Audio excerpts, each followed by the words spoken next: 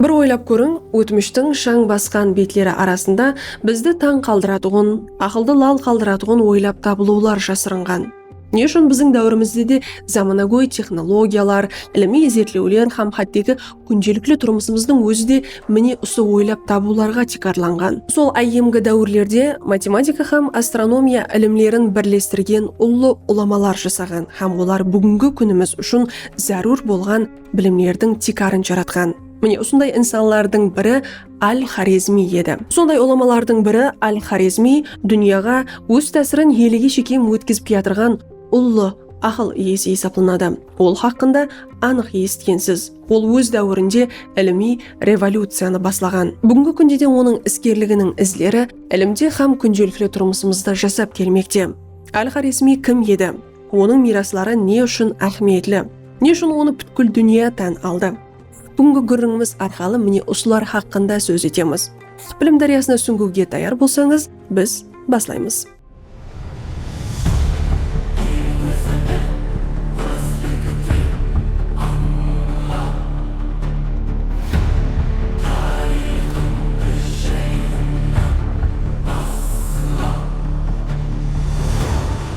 Муса Аль-Хорезмидің ұлы ойшыл екенін бүткіл дүния бір қанша әсірлерден бері тән алады. Бұл ат өз орнын тапқанға дейін қанша дәуірлер өтпеді дейсіз. Оны 1849 жылда француз алымы Жан Рено қайта жаратты. Бұған дейін болса, оның аты Европадағы іліми әдебиетларда алгоризмус, ал-хорезмус, ал-карезмус, ал-хавризмус, алгоритмус һәм алгоритми, бұнан басқа және бірнеше атларда аталып келінген еді. Профессор Толстовтың берген малуматларына бола, айемгі хорезмде анық пәнлер: геометрия, тригонометрия, астрономия, топография, химия, минералогия һәм табиғи пәнлер сол дәуірдің өзінде ақ жоғары дәрежеде рауажланған. Өкінішке бола, Мұхаммед ибн Муса Аль-Хорезмидің анық туылған һәм қайтыс болған жылдары хақында мағлұматларға ие емеспіз. Бірақ айрым деректерде көрсетілуінше, Хорезми 783 жылы Хорезмде туылып, 850 жылда Бағдатта қайтыс болған. Хорезми қандай шаңырақта туылған? Дәслепкі мағлұматты кімнен һәм қай жерде алған деген сұрау туылары сөзсіз. Хорезмидің ата-бабалары хақында да деректерде анық бір мағлұмат ұшыратпаймыз. Бірақ Аль-Хорезми жасылығынан ақ жоғары қабілет иесі болған деген пікірді көптеген ілімпазлар алдыға қояды. Бірақ оның жасылық дәуірі Хорезмді араплар жаулап ала баслаған, яғни Хорезм өз басынан ауыр дәуірлерді өткерген бір уақытқа тура келеді. Аль-Хорезмиден кейін жасап түретушілік еткен хорезмлік ұлы ілімпазлардан бірі Абу Райхан Бирунидің гуалық беруінше, араб басқыншылары Хорезмнің милли мәдениетін жоқ етіп жіберген, кітапларын өртеген, ілімпазларын қуғынға салған, бойсын бағаларын болса өлтірген. Бируни Хорезмнің ескі үрп әдетлері, ілімпәнін сәулелендіретұғын бірден бір мағлұмат қалмағанлығынан адамлардың сауатсызласып кеткенін өкініп былай дейді: Кутайба ибн Муслим Аль-Бахали хорезмліктердің кітапларын жоқ етіп, білімлерін өлтіріп, кітап һәм дәптерлерін жыртқаны себеплі олар сауатсыз қалып, өз мүтәжліктерінде ядлау күшіне сүйенетұғын болды. Өкініштісі, 8 ғасырдың ақырларында Хорезмде ілімменен шұғыллану қиын болып қалды. Тап сол үшін болса керек, қаһарманымыз дүния қаласы деп аталған Бағдатқа келеді. Бағдатқа келгеннен кейін Хорезми ілми зерттеу жұмысларымен шұғылланады. Айемгі грек математиклері Евклид, Архимед һәм Аполлоний қамде айемгі хинд астроном һәм математиклерінің жұмысларын тұрақлы түрде қонпенен үйренді. Аль-Хорезмидің Бағдатқа келгеннен кейінгі дәстепкі жұмысы хиндлердің Синханта атлы астрономиялық шығармасының арабша аудармасын редакторлау болды.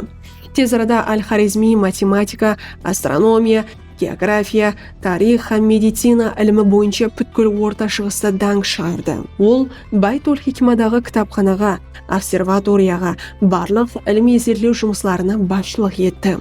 Аль-Хорезмидің арифметика, алгебра, астрономия, география, тарих һәм басқа да пәнлерге тиесілі дөретпелері араб тілінде жазылған. Себебі Аль-Хорезми дәуірінде жақын һәм орта шығыста пән тілі араб тілі болған. Сонда айту керек, Аль-Хорезмидің тұрмысы һәм іскерлігі халифалықта дүниялық білімлердің рауажланып батырған дәуіріне тура келіп, айны уақытта басқа баспалынған мемлекетлер, атап айтқанда, Орта Азия һәм Хорасанда халифалыққа қарсы харекетлер давам етер еді. Жоғарыда айтып өткенімізде Аль-Хорезми тұрмысына тиесілі деректер салыстырмалы көп емес. Ол баслангыч мағлұматты туылған қаласында алып, кейін бір қанша уақыт өз білімлерін Марв қаласында бекемлеген. Айны сол дәуірде қаһарманымыз жас алым һәмде пән көрнекілеріменен танысып, өз қабілетлерін көрсете алды. Сол дәуірде Марв қаласы Орта Азия айымғы мәдениетінің орайы есептелер еді. Сол себеплі Харун ар-Рашидтің баласы Аль-Мамун Марвта болған уақытында Аль-Хорезми атақлы алым ретінде халифа ұлының төгерегіне қосылған. Бағдатта марипатшы халифа Харун ар-Рашид хүкімдарлығы дәуірінде Байт-уль-Хикма данышпанлық үйі, яғни өз дәуірінің хақиқи пәнлер академиясы түзілді. Оның баласы Аль-Мамун халифалығы дәуірінде бұл жерде қаһарманымыз Аль-Хорезми басшылығында заманның ең ірі оқымыстылары жиналған еді. Бұл ілми орайға топланған ілімпазлар түрлі миллет уәкілдері болып, ілімге болған құштарлығы һәм педайлығы себеплі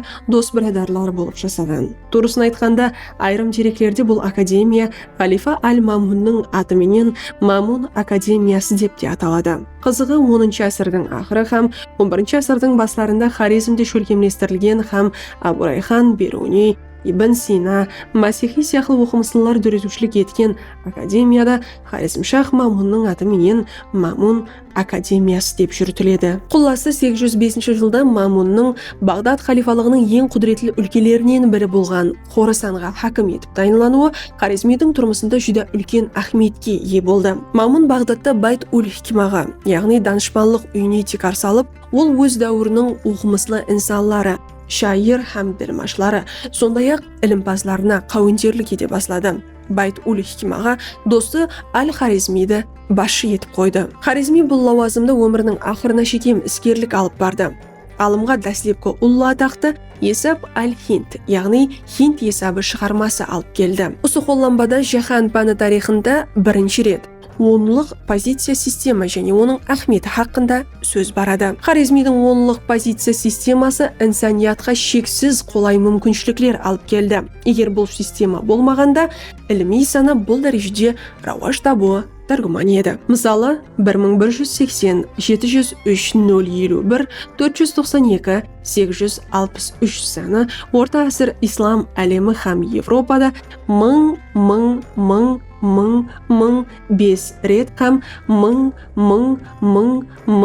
4 рет һәм 80 1000 төртеу һәм 700 1000 3 рет һәм 3000 3 рет һәм 51000 2 рет һәм 400 һәм 92 һәм 863 деп оқылған һәм жазылған. Мысалдарды бұл тәрізде оқу һәм жазу математика пәнінің қала берді математика менен байланыслы барлық пәнлердің рауажлануына онамсыз тәсір көрсетіп атырған еді. Хорезми 9 белгіден ібарат хинд саны жәрдемінде шексіз мұғдарды белгілейтұғын және оны аңсатлық пенен аңлатушы санақ системасын жаратты. Хиндлердің 9 белгіден ібарат санақ системасы жетіліскен санақ системасына айлану үшін 0 цифр ойлап табылып, ол өз орнына қойылуы керек еді. Хорезм тарапынан 0 цифрдің ойлап табылуы инсан ілми санасының жүдә үлкен жетіскенліктерінен бірі болып табылды. Хорезм тарапынан жазылған Есап Аль-Хинд кітабында ең зарулы 6 арифметикалық әмеллер қосу, алу, көбейту, бөлу, дәрежеге көтеру һәм квадрат түбір шығару сияқтылар ислеп шығылған һәм олардың ұсыл һәмде нызамлықлары ойлап табылған еді. Хорезмидің және бір ұлы қызметі алгебра пәнін ашқаны болып табылады. Алгебраның ғарисіз пән ретінде пайда болуы һәм рауажлануы тікелей Хорезмидің іскерлігіменен байланыслы. Алгебра терминінің өзі Хорезми тарапынан жазылған Аль-Китаб валь-Мухтасар фи хисаб аль-Джабр ва аль-Муқабала, аль-Джабр һәм аль-Қарсылық көрсету есабы хақында қысқаша кітап атлы қолданбадағы аль-Джабр сөзінің латынша айтылу аңлатпасынан келіп шыққан. Бұл дөретпе бірнеше онлап латын һәм басқа Европа тіллеріне аудармаланған. Алгоритмлер теориясының да Хорезми атыменен байланыстылығы. Хатте алгоритм термині де латынша дәріпленген дехи алгоритмук, яғни дейдіки ал-Хорезми сөзінен келіп шыққанлығын ешкім бекарлай алмайды. Алгоритм түсінігі қазіргі дәуір кибернетика, электрон есаплау машинасы һәм қазіргі заман информациялық технологиялар һәмде процесслердің текарғы категориясына айланды. Хорезмидің география, тарих, астрономия пәнлері тараулары бойынша көрсеткен қызметлері жүдә үлкен. Халифа Мамун ілімпазлар алдына аспан һәм жердің толық картасын дүзуді вазипа етіп белгілеген. Хорезми бұл жұмысларға тікелей басшылық еткен. Карталар Маджмуи аль-Мамун дүния картасы атыменен жүргізілген һәм ол 840 жыллар атрапында жұмағына жеткізілген. Осы мұнасибетпенен Хорезми географияға тиеслі Китабы Сурат Уль-Арс атлы шығарма дөреткен. Бұл минеттің бірден бір нұсқасы қолжазба тәрізінде Қахрадан табылған. Айрым деректерде көрсетілген 22 картадан тек 4-еуі сақланып қалған. Хорезми жер жүзін Авесто талиматы бойынша 7 ықыламға бөліп үйренуді ұсыныс етеді. Хорезмидің жұлдызлар кестесі пәнде Хорезми Зиджи атыменен мәлім. Осы кестенің шамаменен 3/1 бөлегі Аль-Ферғани Зиджида толық берілген болып, Ферғани дөретпелері арқалы Европаға кең тарқалған. Оның тарихқа тиісті дөретпелері, атап айтқанда, Хорезмнің атақлы инсанлары атлы шығарма жазылғанлығы және бұл шығармадан Абу Райхон Бируни 4 нұсқа алғанлығы мәлім. Хорезми орта асырлерде жетіліскен өзбек мәдениеті классигі. Өзбек әлімбанының дәслепкі іргетасын қойған ең ұлы бабаларымыздан бір болып табылады. Хорезми өз өретпелеріменен шығыс һәм кейін Европа математика іліміне тикар салды деп жазады Толстов. Америкалық атақлы шығыстанушы алым Сартон Хорезми барлық дәуірлердің ең ұлы математиклерінен бірі. Жаһан пәні тарихының 9 ғасыр бірінші ярымының еш шекленулерсіз Хорезми дәуірі деп айтуымыз керек деген еді. Аль-Хорезмидің географияға тиеслі китап Сурат Уль-Арс, яғни жер көрінісінің кітабы атлы шығармасы бірден-бір қолжазба нұсқада араб тілінде бізге шекем жетіп келген болып, Франциядағы Страсбург университетінің кітапханасында сақланбақта. Мағлұматларға бола Аль-Мамун Байт Уль-Хикмада жасаушы ілімпазларға жер һәм аспанның толық картасын дүзуді бұйырған. Бұл жұмыспенен көплеп ілімпазлар шұғылланған. Карталар Маджмуи аль-Мамун, яғни дүния картасы атыменен жүргізілген, һәм ол 840 жыллар атрапында өз жұмағына жеткізілген. Айне осы мұнасибетпенен Хорезми географияға тиеслі жер суретлі атлы кітап жазған. Бұл дөретпе барлық ілімпазлар арасында Аль-Хорезми географиясы атыменен даңқа еріскен. Қолланбаның китап Аль-Расм ар-Руб аль-Мамур, яғни жердің халық жасайтұғын бөлегінің суреті деген екінші аты да болған. Сонда айту керек, Мұхаммад Муса Аль-Хорезмидің географияға тиесілі мираслары жүдә көп шығыстанушылар һәм географ ілімпазларды қызықтырып келген. Мысалы, италиялы шығыстанушы алым Наллино 1895 жылы Хорезми хақында ірі мақала жазған. Чех алымы Ганс Мджик бірнеше жыллар дауамында Хорезмидің Сурат Аль-Арс шығармасын үйреніп, 1916 жылы оның бір бөлегін 1926 жылда болса сөз басыменен оны толықлай араб тілінде баспадан шығарған. Венгриялы шығыстанушы алым Цегелди Хорезмидің географиясынан пайдаланып, Дунай бойы мемлекеттерінің Хорезмше картасын жаратқан. Сонда айту керек, Хорезмидің географияға тиеслі бұл шығармасы шығыс мемлекеттері география пәні бойынша жаңа шығарма болып табылады. Хорезмидің және бір қанша дөретпелері дүнияның түрлі орынларында әзірге шекем сақланып келмекте. Мысалы, еврейлер дәуірлері һәм олардың байрамларын анықтау хақында қолланба атлы минеттің араб тіліндегі нұсқасы Индияның Патна қаласындағы Худобағш атлы кітапханада бар болып, оның тексті 1947 жылы Айдарабад қаласында баспадан шығарылған. Қала берді Хорезмидің астрологияны зерттеу хақында кітап атлы минетінің араб тіліндегі қолжазба нұсқасы Берлин кітапханасында сақланады. Аль-Хорезмидің тарих кітабы, яғни кітап ат-тарих шығармасының тек бір бөлегі ғана бізге жетіп келген болса, даналық камалады шығармасы өкінішке бола жетіп келмеген. Алымның шығармалары жақын һәм орта шығыста.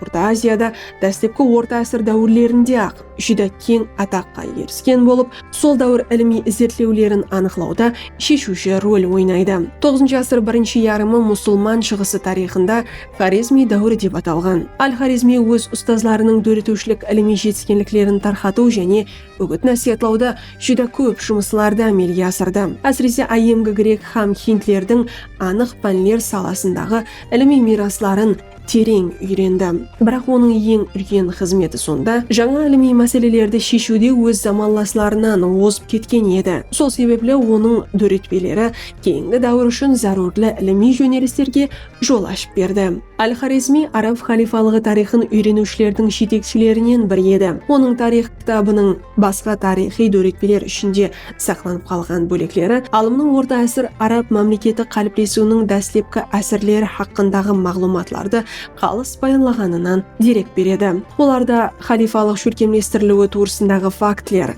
халық көтерілістері, жер сілкінуі, ай тұтылуы, араб әскерлері алып барған басқыншылық ұрыстары хақындағы мағлұматлар қысқа баянланған. Аль-Хорезми өз дәуірі мәдениетінің ірі қайраткері, ойшыл ретінде ұлыма пәннің жәмиетте тұтқан орны, ахметі, қоны үстінде бірқатар ой пікірлерді де алға сүрді. Бұл тариптен алгебраға тиісті қолданбаның кірісу бөлімінде айтқан пікірлері айрықша ахмет талап етеді. Оның айтып өтуінше, пән іліми зерттеулер өзінің тарихына һәм мирасқорлық текарында рауажланады. Іліми табыстар әулеттен әулетқа өтіп барады. Пән білімлердің топланып, көбейіп бару есабына рауажланады.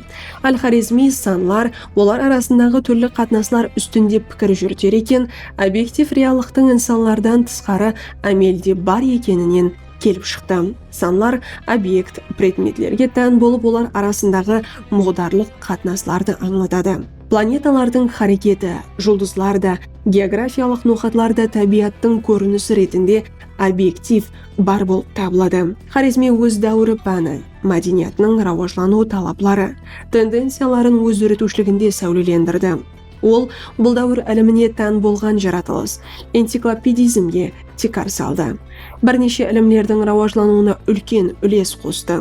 Хорезмидің табиғи іліми қараслары, мираслары, ілім пән, еркін пікірлілік, алдыңғы дүние қарастың рауажлануы үшін үлкен қызмет етті. Аль-Хорезмидің дөретушілік іліми қаһарманлығы мәлім бір пән тарауындағы, мысалы, математикаға тиесілі жаңа ашылулар менен шекленіп қалмайды. Олардың ахметі кеңірек һәм тереңірек мәністе алып қаралуы тиіс.